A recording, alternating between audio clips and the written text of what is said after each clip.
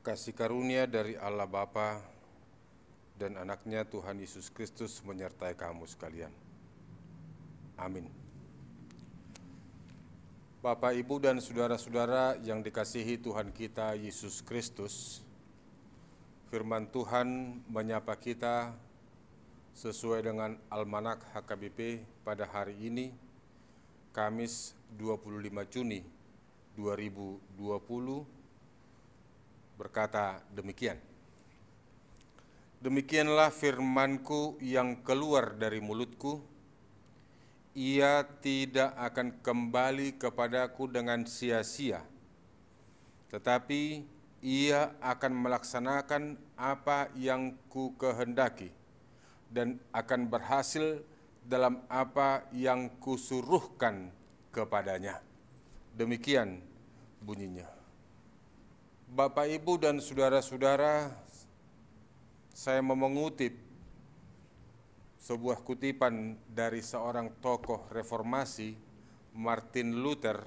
Dia mengatakan begini, "Saya telah membuat perjanjian dengan Allah sehingga ia tidak mengirimkan kepadaku wahyu atau mimpi-mimpi atau malaikat. Karena saya cukup puas dengan karunia firman Allah melalui Alkitab yang memberi saya petunjuk dalam segala hal yang perlu saya ketahui, baik untuk kehidupan ini maupun untuk kehidupan yang akan datang." Sekali lagi saya garis bawahi, karena Allah sudah memberikan firman-Nya melalui Alkitab yang memberi saya banyak petunjuk yang perlu saya ketahui dalam kehidupan ini maupun kehidupan yang akan datang. Ini merupakan sebuah ungkapan kesaksian yang berangkat dari penghayatan bahwa firman Tuhan bekerja, berkarya dalam proses kehidupan umat. Martin Luther sangat kuat memegang pemahaman bahwa firman itu tetap bekerja.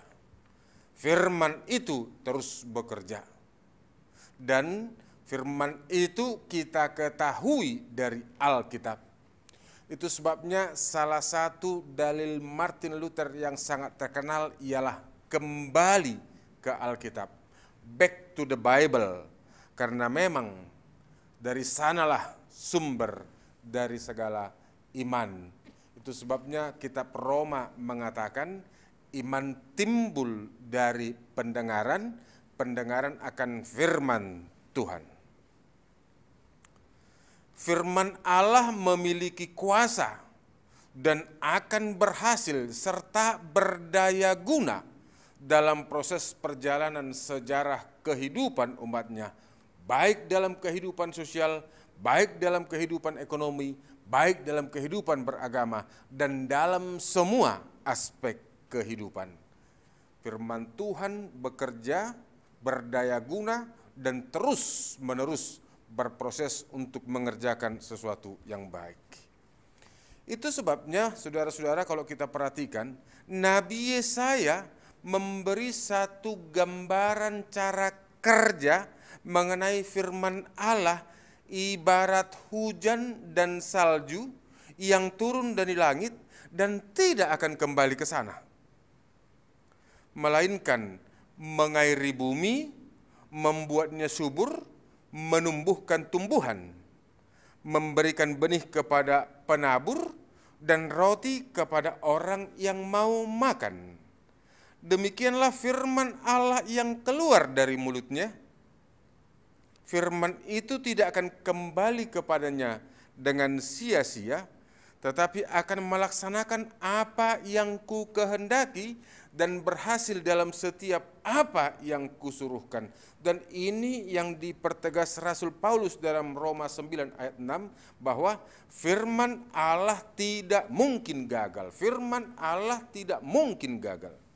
Sederhana Alkitab memberitahukan cara kerja firman Tuhan, mengibaratkan seperti air yang mengairi bumi atau salju yang turun ke bumi. Dia tidak pernah kembali langsung ke atas, tetapi dia turun, mengairi, menyuburkan, menumbuhkan tanaman, dan berhasil berdaya guna. Demikianlah firman Tuhan di tengah-tengah kehidupan setiap orang percaya.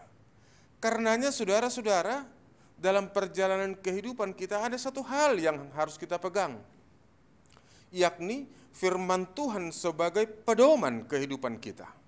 Firman Tuhan sebagai penguat kehidupan kita. Firman Tuhan sebagai pendorong untuk menghadapi segala kesulitan dalam aktivitas yang kita hadapi. Firman Tuhan sebagai terang. Firman Tuhan sebagai pegangan di tengah-tengah hidup keseharian kita.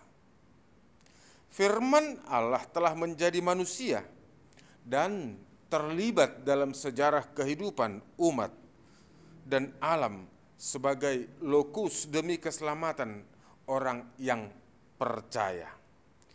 Yesus Kristus adalah bentuk nyata dari firman Allah. Karenanya, kalau Yesus Kristus adalah sebagai bentuk nyata, maka marilah membaca, merenungkan, mencamkan firman Allah dalam kehidupan keseharian kita, sehingga kesungguhan kita, ketekunan kita, kontinuitas kita membaca firman Tuhan itu adalah salah satu cara untuk menumbuh kembangkan iman kita. Karenanya sederhana, Amanginang. Kalau ada pertanyaan, bagaimana supaya iman kita bertumbuh? Bagaimana supaya iman kita tidak gampang diombang-ambingkan oleh kehendak dunia ini? Bagaimana supaya iman kita tidak mudah jatuh? Jawabnya hanya sederhana. Kesungguhan kita, keseriusan kita, kontinuitas kita membaca firman Allah sehari ke sehari, bukan karena panjangnya, tetapi yang utama adalah kesungguhan kita secara terus-menerus dari hari ke hari. Tidak perlu panjang-panjang, 1 atau 2 ayat sesuai dengan almanak atau sesuai dengan buku renungan kita. Tentu tidak semua langsung kita pahami, tentu tidak semua langsung kita mengerti. Tetapi ketika kita tidak memahami, belum mengerti, belum tahu apa maksud Tuhan melalui firman itu, percayalah, Roh sendiri yang akan mengajari kita tentang maksud firman itu di tengah-tengah kehidupan kita. Karenanya biarlah firman Tuhan menjadi dasar kehidupan kita. Dalam beraktivitas, dalam bekerja, dalam berkarya, mulailah di dalam nama Tuhan. Dan sebelum kita memulainya, sebelum melakukan keseharian kita, serahkanlah dirimu, mintalah petunjuk kepada Tuhan melalui firman-Nya, sehingga hari-hari kita itu senantiasa dalam bimbingan Tuhan. Ketika kita awali dalam persekutuan yang akrab dengan firman Tuhan, maka firman itu yang terus bekerja menguatkan kita, memampukan kita. Ingat, firman itu bekerja dan tidak pernah kembali dengan sia-sia, tetapi akan berhasil dalam setiap apa yang kusuruhkan. Demikian firman Tuhan. Selamat beraktivitas. Tuhan Yesus memberkati. Amin. Kita berdoa. Terima kasih Tuhan, biarlah melalui firman-Mu setiap jemaat-Mu berangkat melanjutkan aktivitasnya, berangkat menuju pekerjaannya, berangkat ke tempat kerjanya masing-masing.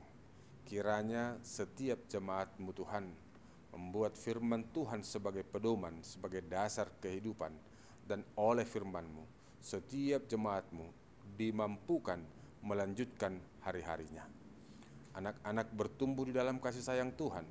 Setiap keluarga Tuhan eratkan di dalam cinta kasih. Orang tua bersukacita dan bersyukur. Tuhan memberkati seluruh jemaat-Mu dimanapun berada.